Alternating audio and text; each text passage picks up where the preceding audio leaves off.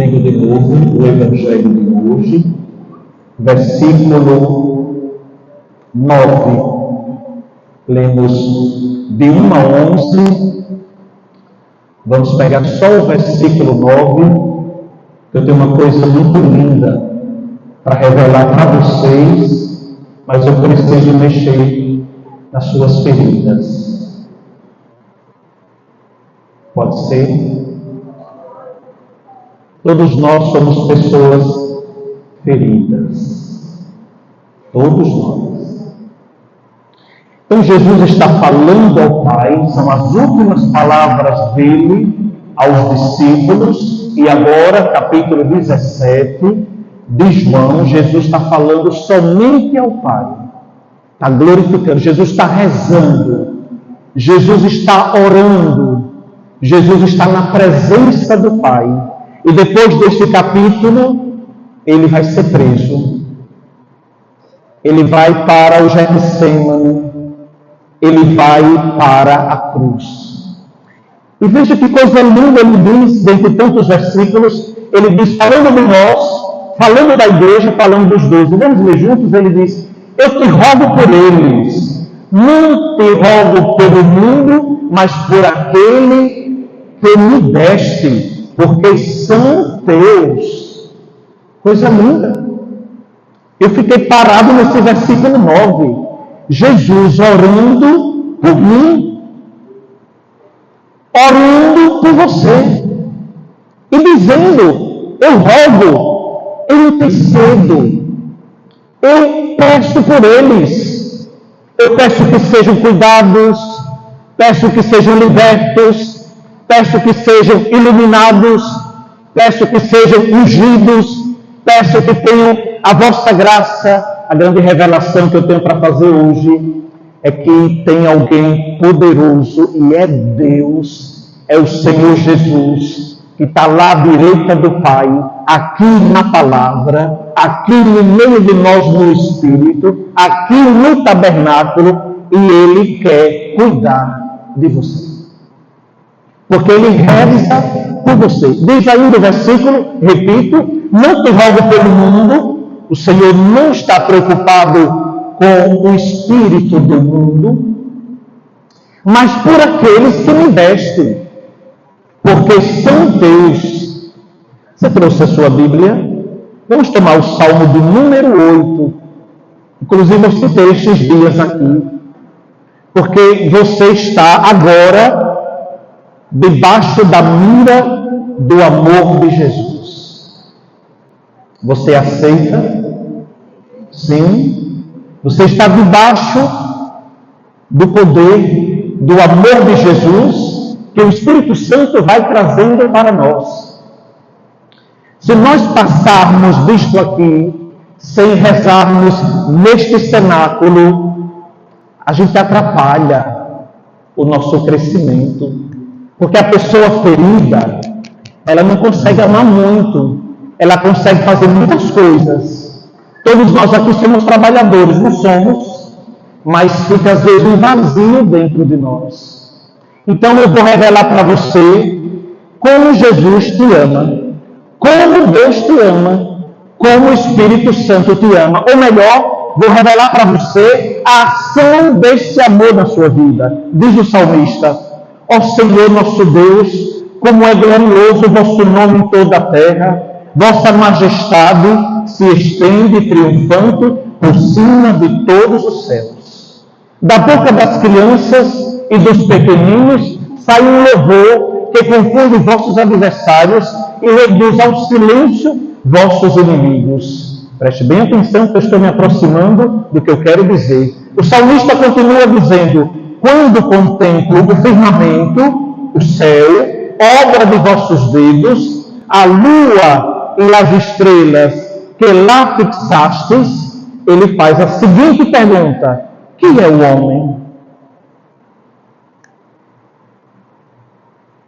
Aqui o salmista está de cabeça erguida, é noite e o céu está estrelado. E ele está maravilhado com o firmamento. O salmista aqui, ele está em crise, porque ele está ferido, ele está com dúvida de si, dúvida de Deus, dúvida do futuro, entristecido, cheio de perdas. Então ele não tinha mais o que fazer, porque vocês sabem que durante o dia a gente trabalha, durante a noite a gente reza, e ele está rezando do lado de fora. Ele não está dentro de casa, o salmista. Ele deve estar numa varanda, ou deve estar no terraço de uma casa, sozinho, com todas as perguntas diante de Deus. Você tem dúvidas, perguntas, vazios, tristezas, questionamentos? Todo mundo tem. Todo mundo tem. Então ele faz a pergunta: quem é o homem? Diga-me então. E aí ele já vai respondendo: para pensardes nele.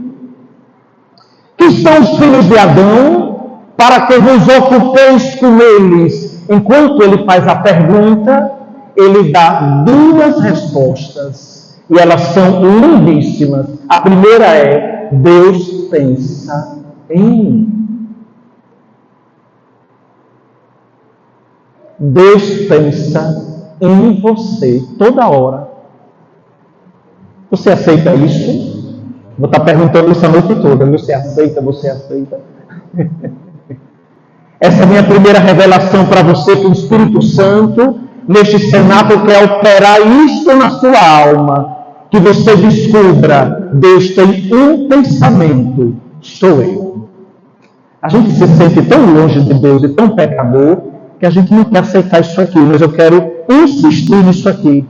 Viu, meus queridos paroquianos, meus queridos irmãos, queridos amigos? Deus pensa em você. E não só, diz o texto, Deus se ocupa com você. Ele não está ocupado com os mares belíssimos. Ele não está ocupado com o firmamento lindíssimo. Deus está ocupado com quem? Diga: comigo. Comigo. Diga a seu irmão: com você. Com você. Deus se ocupa de você. Aí diz o versículo 6, volte para o versículo, volte para o Salmo: entretanto, vós o fizestes quase igual aos anjos, de glória e honra o coroaste. Enquanto ele está em crise, o salmista, enquanto ele está rezando, noite, cheio de dúvidas, ele já tem a resposta. Deus pensa em mim, Deus se ocupa de mim, e ele me criou pouco abaixo dos anjos. Você é uma belezura. Por que eu precisei pegar este salmo e à luz do evangelho de hoje? Versículo 7. Deste-lhes poder sobre as obras de vossas mãos, vós lhes submeteste todo o universo. E depois vocês seguirão lendo todo o salmo, os últimos versículos que faltam. Quais são as grandes revelações? Deus pensa em você, Deus se ocupa de você, e você foi criado pouco abaixo dos anjos. Então você é amado por Deus. Eu sou amado por Deus. Repita comigo: eu sou amado por Deus. Eu sou amado por Deus. Eu sou amado por Deus. Por que eu preciso trabalhar isso com vocês? Porque nosso coração está ferido, e ferido por muitas perdas. Hoje, indo para o seminário da aula, eu disse: Senhor Espírito Santo, o que queres? O Espírito Santo dizia: trabalhe as perdas, que as pessoas estão feridas por causa delas. O que você já perdeu e você não aceita? Curiosamente, hoje tem 4/7 dia,